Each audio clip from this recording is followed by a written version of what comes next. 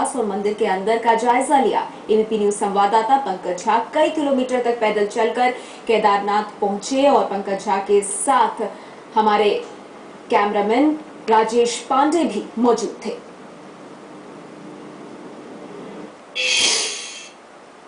केदारनाथ का मंदिर, केदारनाथ की मंदिर की नई तस्वीर और नई कहानी कुछ इस तरीके की है।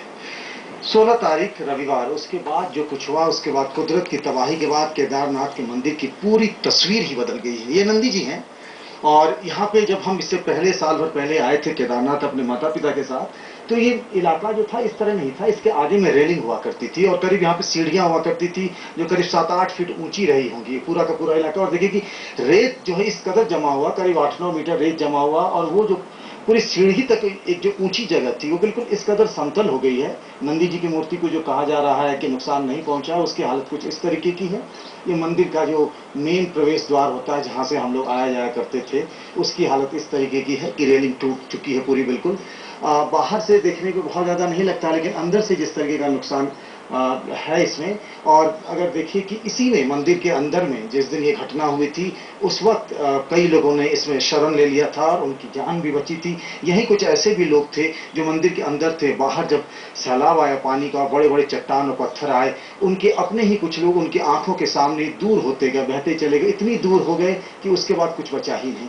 ये मंदिर जो है वो कहते हैं कि पांडवों ने बनवाया था। ये 12 ज्योतिर्लिंगों में से एक है, शिव का मंदिर है यहाँ पर, और पांडवों ने बनवाया।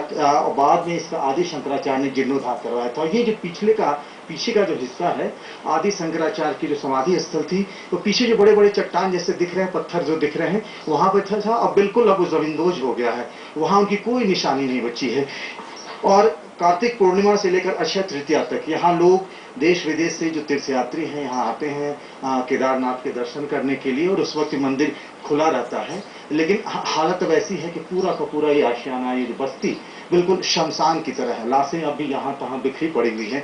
जहाँ से हमें हेलीकॉप्टर ने छोड़ा और हम यहाँ उतरे, उसके बाद से भी हमें काफी मुश्किलों का सामना करके यहाँ आना पड़ा, क्योंकि रास्ते में जगह जगह झरने, नदियों का छोटा छोटा सा झरना हिस्सा, नाले इस तरीके थे जिन्हें पार करके आना पड़ा। और ये सब इलाके थे जहाँ पर तीर्थयात्रियों का डेरा बसेरा हुआ करता था, टेम्पल ट्रस्ट के दफ्तर हुआ करते थे। वो सारी चीजें तो बीती हुई कहानी हो गई है। कई तरह के तबाही के मंजर होते हैं। हमने तो उड़ीसा के समुद्री तूफान, जिसमें एक ही ब्लॉक में 9,500 लोग मर गए थे, बिहार के कोसी की बाढ़ हो, या फिर वो सुनामी हो, या फिर इसके बाद का गुजरात के भूकंप का मंजर हो तबाही का, लेकिन वो एक अलग कहानी होती। ये ऐसा था जिसमें किसी को कोई मौका नहीं मिला यहाँ पर कि वो कुछ कर सके, अपनी जिंदगी बचा सके। लोग आए थे यहाँ मुक्ति के लिए, जन्म मरण से मुक्ति, यानी एक पुण्य की कामना लिए हुए है। उन्हें ऐसी मुक्ति मिली है कि उनके जो बचे रह गए हैं वो जिंदगी भर एक दर्द, उन्हें ऐसा दर्द जो ताउम्र उन्हें सालता रहेगा। 2 तरह की दुनिया थी यहाँ, अगर बताएं आपको केदारनाथ में। एक तो वो जो यहाँ के लोग थे जिनकी रोजी रोटी केदारनाथ के भरोसे चलती थी, उनका अपना सब कुछ उजड़ गया, उनके अपने नाते लोग जाते रहे, रिश्तेदार जाते रहे। और एक ऐसी दुनिया थी जो लोग यहाँ तीर्थयात्री जो है दर्शन करने आए थे। हमारे आपके माता पिता होंगे, दादा दादी होंगे, नाना नानी होंगे, वो लोग जो यहाँ आए उसमें से कुछ चले गए, कुछ अपने ही उनके सामने में उनके चले गए। हमने कई ऐसी कहानियां मिली जिनके सामने उनके बच्चे उनके छोड़कर चले गए इसी सैलाब में। इस तरीके से ये तबाही का मंजर ताउम्र सालता रहेगा और लंबे अरसे तक लोगों को उसकी टीस बरकरार रहेगी और उस महसूस करते रहेंगे।